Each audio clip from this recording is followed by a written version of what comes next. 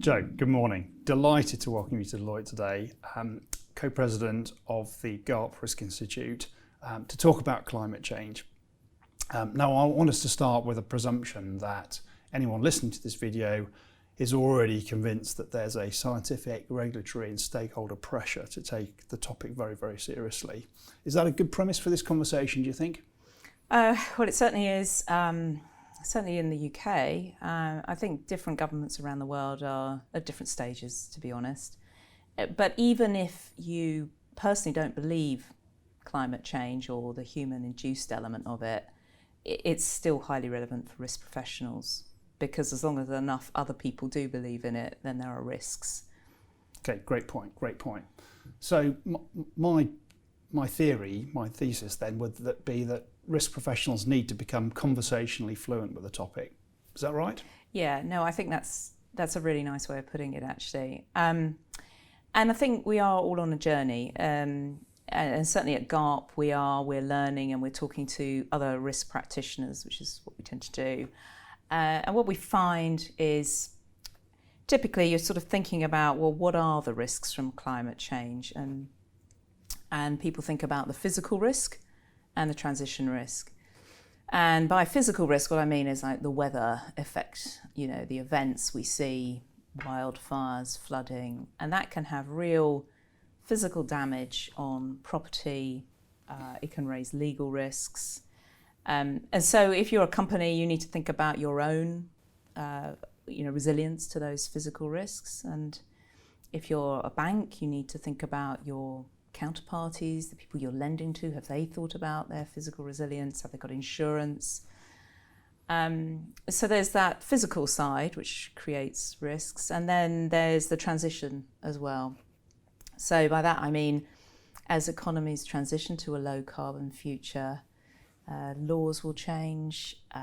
So practices that were perfectly acceptable at one point will suddenly become either illegal or there'll be a new price on it. And that will mean that you need to think about how that affects you and also who you're lending to or who you're insuring, because I think you'll find there are going to be winners and losers in this transition. And obviously you want to be backing the winners and not left with a huge amount of risk from those companies that will not do as well in the transition. Yeah, absolutely. And there's quite a bit of research out there that suggests both physical and transitional risk could amount to fairly significant percentages of company value. Yeah, no, absolutely. And I mean, we see just how quickly consumer preferences can change as well. And you only need, a David Attenborough show, and then suddenly something is completely unacceptable. And so companies need to kind of keep on top of that, the trends, how regulators are thinking about it, how governments are, as well as a kind of responsibility to act with a correct purpose. So that actually there's quite a lot here for risk professionals to get their teeth into. Yeah, I think so. I mean, I've been working on risk-related issues for a number of years now. And I would say that climate change is one of the more challenging aspects, partly because it's like, where do you start? How do you get good quality data? And it's extremely uncertain. And I think that's very, very challenging, because it's not like you can do your sums and get the right answer. There's a lot of judgment involved in this, and so some of the conversations are really as important as the numbers. Right. And it feels like these risks could be pretty volatile. Like the kind of velocity associated with these risks feels like it could be pretty high, right? Yeah, I think so. And I think as more and more financial institutions start on that journey and start the conversations, they are learning from one another, which is great. And there's a lot of published work out there now that can help risk people just think, right, where do I start? So if we talk about conversational fluency of the topic, what might that actually mean in practice? What might a risk professional say to themselves they need they need to know, they need to be able to do? Yeah. I'm not sure that we've got an exact answer now, but if you think about some of the existing frameworks that can help you. So probably the most high profile one that I'm thinking about at the moment is the TCFD disclosures framework, which looks at sort of 4 pillars. And it looks at things like governance, risk management, so your processes, targets, limits, and that sort of thing, and then scenario analysis. And that creates quite a nice framework. And we've used it within GARP to kind of ask firms, well, how are you doing on these different pillars? So TCFD is becoming much more mainstream, and I think even if you're not completely conversant with all of those different aspects, it sort of makes sense. So I always think you need to start with governance. Yep. And ideally you start with the board, and the board need to have conversations about this. They need to think about, how is their strategy going to be affected by this? How is their business model going to be affected? What are the risks that are most pertinent to them? And your Risk Institute's been looking at practice in this area recently. Can you tell us a little bit about the work you've done there? Yes. Well, we did this survey across banks, insurance companies, asset management and financial market infrastructure. And we asked them various questions along these different dimensions, and then we scored them basically. And it's not black and white. This is good, this is bad, but there was very clearly different levels of maturity. So some firms were really doing an awful lot and really thought about it, really embedded it in their day-to-day operations, and were getting to grips on some of the more complicated things like scenario analysis. Others, frankly, had just not started and they were really looking for help to where to go. So we published the survey showing this huge range. And one of the really interesting things I thought was some firms that were sort of thinking, we're really good. They were classing themselves as strategic. They really haven't done very much. And yet some firms that really seem to have been doing quite a lot were much more humble and, were saying, well, we're kind of middling. And I think it's one of those things that unless you start, you don't know what you don't know. So is being strategic code for we've had a brief think and we'll deal with it later? For me, strategic is about really taking this very seriously from the board down, trying to be as comprehensive as possible and embedding it into your day-to-day. And that's where every firm really needs to get to. But I think when you start doing the work, then you suddenly realise, oh my goodness, this is probably bigger than we thought. This is not a tick box. This is not, job done. This could be 3 to 5 years to really get this embedded. Yeah, and it feels to me like if we put together the magnitude of the risk, which I think everyone sees as being highly, highly significant, one puts together the velocity with which that risk can arrive. What the risk professionals might then do is help position their organisations to respond really, really quickly with a plan as soon as that risk starts to eventuate. Yeah, I think it's about starting to think about your own business and where you think the main pockets of risks are. And I think you could probably think about it as sort of a top-down and a bottom-up approach, and hopefully they meet in the middle somewhere. But when you look across your portfolio, you can't do everything at once. So you need to think, right, where are the big pockets of risk? And then you're going to have to go deeper and look in much more detail. And it's not a matter of black or white or green or brown. Some of these arguments are quite subtle, actually. You've really got to think about it. You've got to have really good conversations.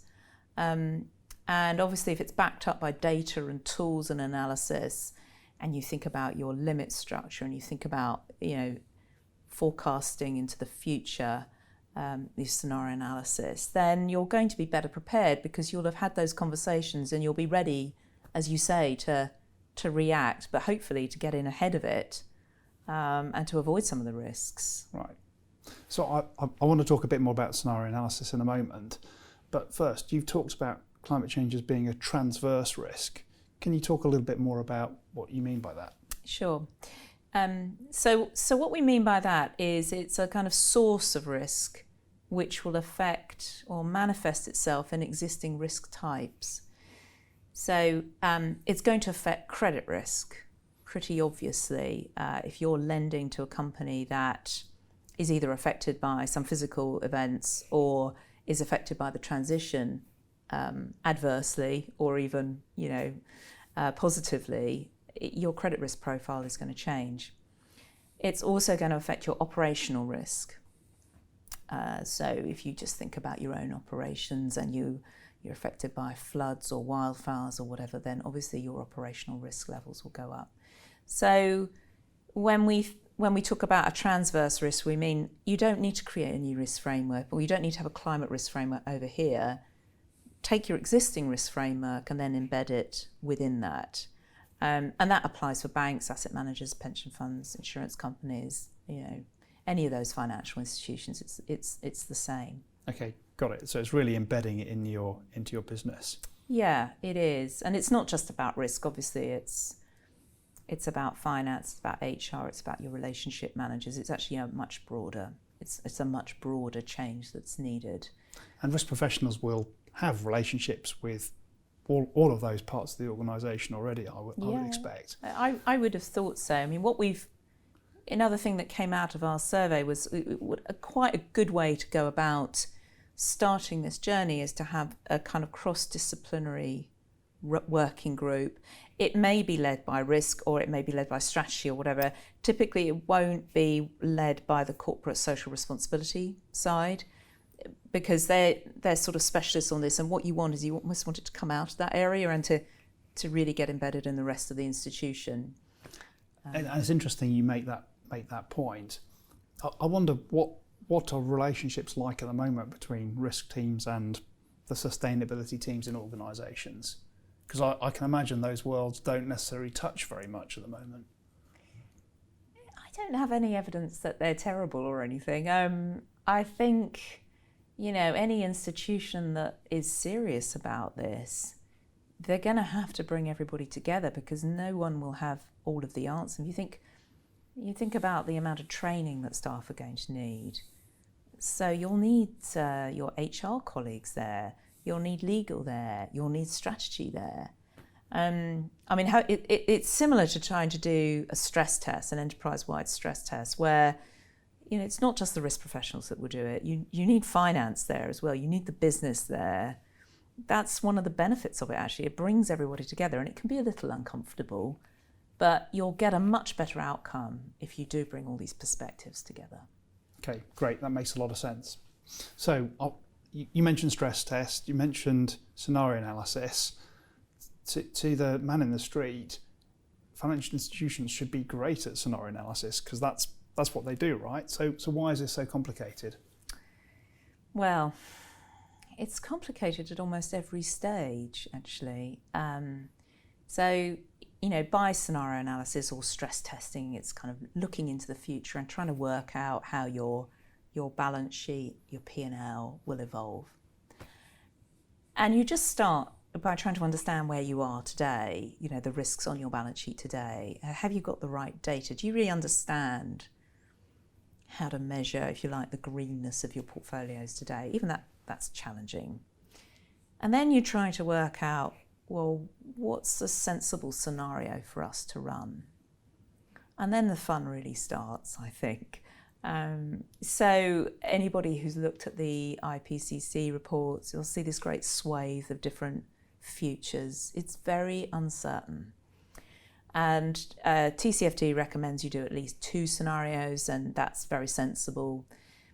So you probably want to do a kind of, 1.5 degree, a 2 degree, scenario, and then you maybe want to do a more extreme scenario and look at the risks along those profiles. One of the big things is, how do you get people's heads around trying to forecast 20 years out? It's quite hard to get a lot of people to think beyond a year. So you've got to abstract from some of the detail that maybe you're used to in your day-to-day job and start thinking about the narratives. I think it is challenging on almost every aspect. There's the technical data side, there's then choosing the scenarios, and then there's actually modelling it. And you'll find that different people have different approaches. I've tended to find that finance professionals find the level of uncertainty very difficult to deal with. They're used to precision. Whereas risk professionals tend to be more comfortable about dealing with this wide range of potential outcomes, but even there, sort of, you might get some outcomes and think, well, what do I do with that information? And how am I going to change my strategy on the back of it? So I would say almost every aspect is going to be challenging for firms. Right. And I guess having done this, then in some measure, the institutions also need to talk externally about what they've done and what they found, and that's embedded in the TCFD framework. Yeah. And I guess it will be the core of the stress testing planned for a couple of years' time. Well, you're talking about the PRA's I am, yes. biennial exploratory scenario. Yes. Well, I think that will concentrate the mind, certainly for those firms that are part of that exercise. And of course, the insurance companies are doing their own supervisory stress tests now. I mean, the benefit of those, what I call a concurrent stress test, where there's one scenario and every firm has to do the same, is that the regulator then will see across the board and will be able to spot good practice, less good practice, and we'll get a really good overview of kind of how firms are coping with some of these issues. And I suspect that over time, there'll be more guidance, there'll be more leading practice emerging, and everybody's going to learn. That's kind of the ideal, isn't it? That everybody starts this journey and does start to take decisions that will help them become more resilient to climate change. Yeah, and I mean, sitting back and observing, I see this as an area where at the moment, there is very little consensus of what good looks like, and actually until you get a body of organisations doing the thinking, sharing their thinking in perhaps the structure that TCFD offers, and then you have an opportunity for some of that consensus to start emerging. Yeah, I think that's probably right. I mean, there are some studies out there, and there are some banks that have published, like white papers on their experience of trying to do scenario analysis. And I think a lot of the things are coming out are sort of, how do you get the right level of data, the right level of detail, particularly if you're operating in parts of the world where maybe the data quality isn't as good. So you're going to have to start making assumptions and working around that somehow. I think the big message is, don't let the best be the enemy of the good. You won't get this right completely. The secret is really just to start.